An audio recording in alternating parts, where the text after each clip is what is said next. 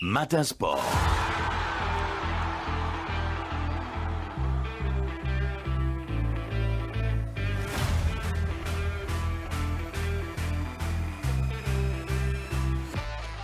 Matin Sport avec vous, Mohamed Jbour. Bonjour. Bonjour. Alors, performance, il y a eu, puisque c'est la victoire des filles de Bustity 2-1 face à la Côte d'Ivoire. C'est historique. Historique, et ça consacre le travail d'un homme, Farid Benstiti. Farid Benstiti, reconnu mondialement, arrivé, c'est important de le préciser, en 2022 en Algérie. Les dates ont leur importance sur le choix des hommes. Eh bien oui, comme entraîneur, il est arrivé en 2022, porteur d'un projet. Et le projet, il l'a construit de manière méthodique pour arriver à ce résultat. Première étape, rappelez-vous, dernière Coupe d'Afrique des Nations. Pour la première fois, on atteint les quarts de finale. On est éliminé par le Ghana au pénalty. Nos filles n'avaient pas démérité.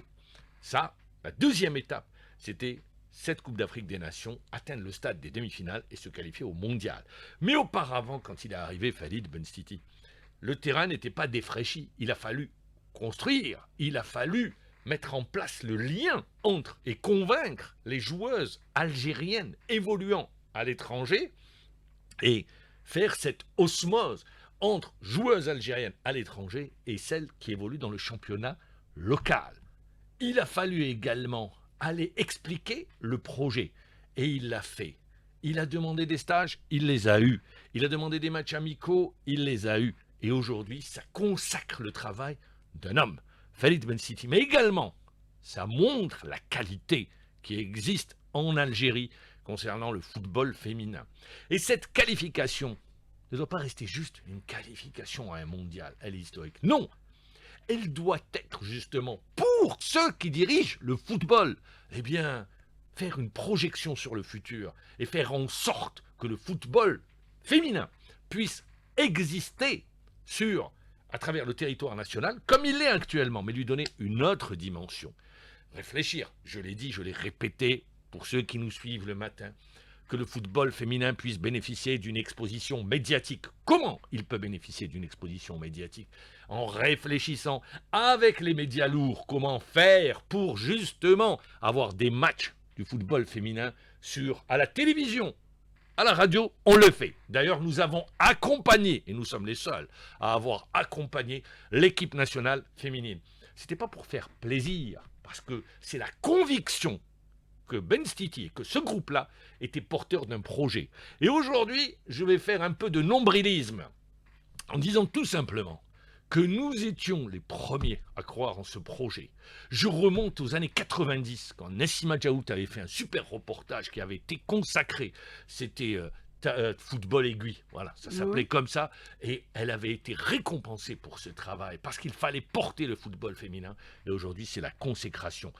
Nous l'avons accompagné, bien évidemment, mais il fallait un élément déclencheur. Et l'élément déclencheur du succès, ça a été Farid Benstiti. Il faut rendre à César ce qui appartient à César. D'autant plus que la difficulté était encore grande hier face à une belle équipe ivoirienne. Et l'Algérie n'a pas démérité.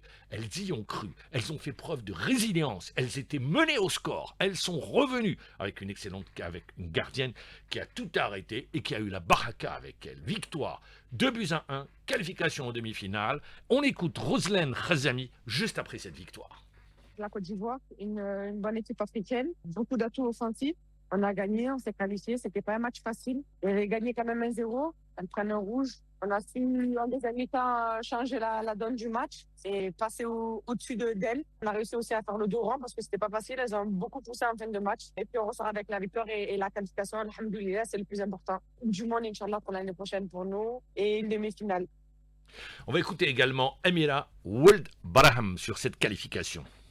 Pour décrire mes émotions pour cette qualification historique à la Coupe du Monde. Déjà, c'est pour tout le peuple algérien. Remercier aussi les générations passées, la fédération qui a travaillé autour de ce projet-là. Et voilà, c'est l'aboutissement d'un long travail du staff, des joueuses, staff technique, tout le monde.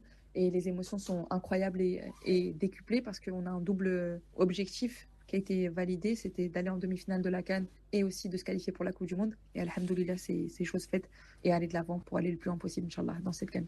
Bien évidemment, pour être complet, on va vous faire partager la joie des joueuses de l'équipe nationale à l'issue de cette qualification.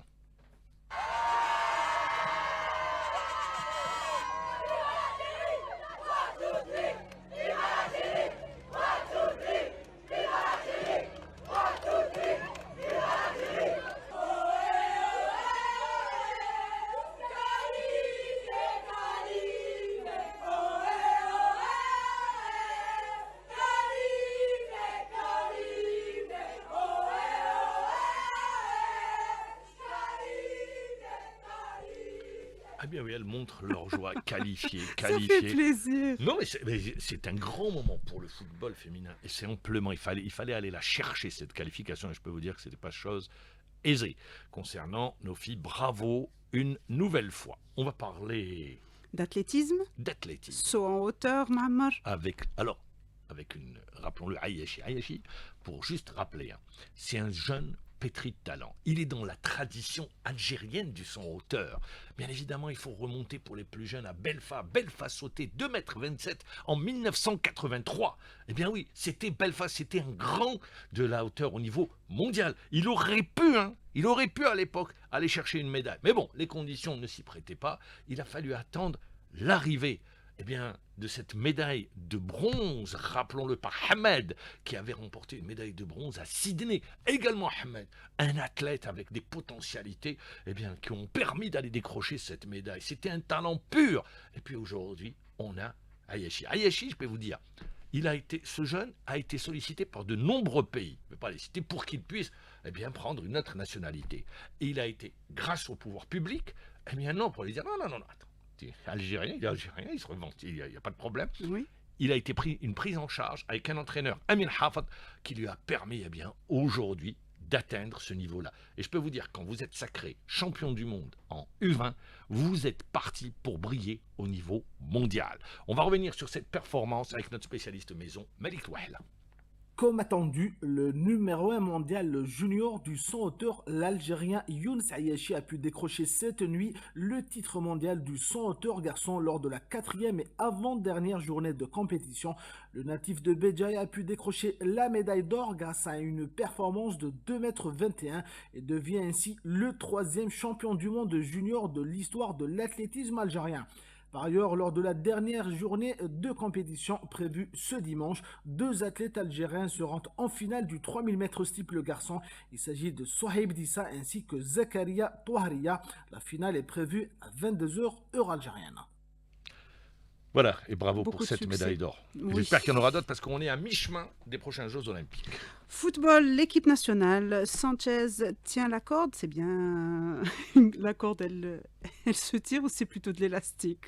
Non, c'est, pour être très juste, il est en ballottage favorable. Ah. Et disons que D'accord. ça sera lui, sauf revirement de dernière minute, le futur entraîneur national. On rappelle, il a entraîné le Qatar, un seul titre, champion d'Asie. Il a travaillé chez les jeunes à Barcelone. Et il a été à 7. Voilà ce qu'on peut dire de Sanchez. Maintenant, est-ce que le profil idéal ou pas? Je ne sais pas. Ce qui est sûr. Je vais revenir, l'entraîneur, je vous le dis, ce sera lui. On va revenir sur les conditions. Alors, il y a eu cette grande réunion, on nous a annoncé une réunion du Collège Jeudi. technique national. Jeudi 6 août. Très bien. Collège technique national, il y avait le directeur technique national, Rabah Salden, le doyen, plus les entraîneurs, les DTS des clubs, les anciens DTN, également les directeurs de wilaya, tous étaient là. Vous vous rappelez, j'avais lu le communiqué, une étude approfondie. Tout à fait. Et je m'étais étonné de pourquoi approfondi. On approfondit quoi? Alors, concernant justement ce communiqué approfondi, ce terme approfondi, je me suis dit, ça veut dire qu'il faut travailler en profondeur. On est parti jusqu'au bout. Donc, on a donné 5 noms d'entraîneurs. Approfondi, vous devez remettre un dossier bien avant pour qu'il soit étudié par ceux qui seront présents parce qu'ils doivent se prononcer. Il n'y avait rien d'approfondi, puisque c'est le jour même où les entraîneurs qui étaient sur place ont découvert le CV des prétendants. Donc, à partir de là, je ne vois pas où est l'approfondi. Et puis, dans le même temps, moi, je dis, c'est diluer la responsabilité. On a présenté le profil de 5 entraîneurs en disant, attendez, celui-là, il ne veut pas d'Algérien dans son staff. C'était Benitez. L'autre, il demande 500 000 euros. C'était Xavi. L'autre, il veut ça. Le seul qui se dégageait, il ne restait plus qu'un seul. C'était l'Espagnol, en l'occurrence Sanchez. Et déjà, il a un entraîneur adjoint. C'est signé, c'est acté. C'est Antarihia. Ça, on le savait. Mais simplement, ça a été confirmé. Et puis, la troisième des choses, on a mis les présents en disant, bon voilà, 5 choix, ben, vous décidez, vous nous donnez maintenant votre avis. C'est vraiment pas la méthode pour pouvoir faire avancer les choses. Le collège des entraîneurs, c'est la réflexion. Vous savez, peu importe l'entraîneur, il sera choisi, c'est déjà fait. Mais quel projet? Comment le football national demain va évoluer? Le football local, on reste focalisé équipe nationale, équipe nationale. Je reviens juste sur les années 80. Le football, notre équipe nationale était représentative d'une formation qui était ici, faite au niveau des clubs, ce qui n'est pas le cas aujourd'hui. Donc Sanchez, entraîneur, c'est acté. Maintenant, pour le reste, on attendra. On verra. Merci Mohamed Djibour, 7h28 sur Alger, Chain 3.